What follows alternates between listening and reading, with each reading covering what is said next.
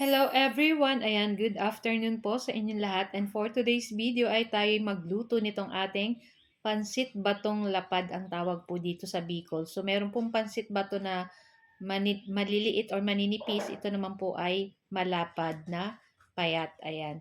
So tara na guys at samahan niyo pa ako magluto and enjoy watching po. So ayan na nga at nagsangkot siya na tayo guys nitong ating pork.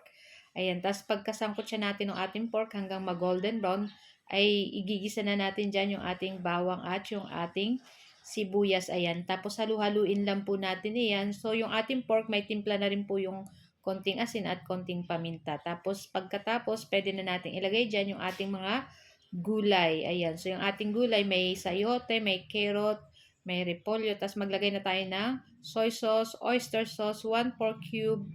Tapos magdagdag na lang uli ng paminta. Pero yung ating pork kanina may paminta na po yun. Tapos ayan, halu-haluin lang po natin iyan ng mga ilang minuto. Ayan, so wag natin masyadong lutuin yung gulay. Kaya naman, pwede na rin po natin itong hanguin. Ayan, so dapat half cook lang yung ating gulay kasi mamaya ay maluluto pa naman po iyan. Tapos ayan, iset aside lang po natin iyan, ating mga gulay.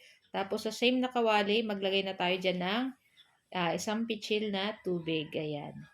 Tapos maglagay ulit tayong konting soy sauce, konting oyster sauce, ayan. Tapos maglagay ulit tayo ng 1/2 cube kasi medyo marami po yung tubig. Tapos ilagay na natin itong ating pansit bato na lapad. Tapos ayan, lulutuin lang po natin yan ng ilang minuto. Ayan, tama lang po yung ating tubig. Gusto na medyo may soro sauce or may sabaw-sabaw ng konti. Tapos masarap po talaga yung pag kinakain, mainit na mainit pa. So ayan, tingnan natin yung pansit kung malambot na at pag malambot na, pwede na po nating ilagay dyan yung ating gulay kanina, ginisa. Tapos ayan, i-mix na po natin yan dyan sa ating pansit. Makikita nyo guys, may sabaw-sabaw pa ng konti, pero lulutuin pa natin yan mga ilang minuto. Ayan.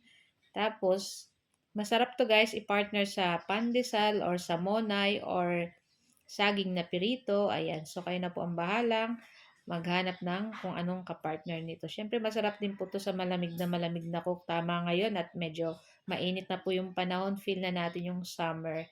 So, yan na nga. At luto na rin to guys. Pwede na rin nating patayin yung ating apoy. Ayan. Masarap din po to guys. Ilagyan ng suka, syempre. Pero kung ayaw nyo ng suka, pwede naman ng kalamansi. So, i-transfer na natin to guys sa ating plato at ready na rin po tayong kumain itong ating napakasarap na pansit bato na lapad. Ayan. So guys, ayan, ito lang po ang ating video today. At sana po ay nag-enjoy kayo. Huwag niyo po sanang kalimutan mag-like, comment, at pa-share na rin po ng ating video.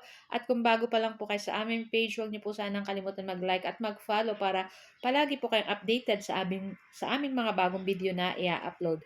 Huwag niyo na rin po sanang kalimutan guys mag-subscribe sa aming YouTube channel, Ma'am She and Treason. So guys, tara na at samahan niyo po kaming kumain itong ating pansit batong lapad. Super yummy! Thank you for watching. See our next video. Ciao! Bye!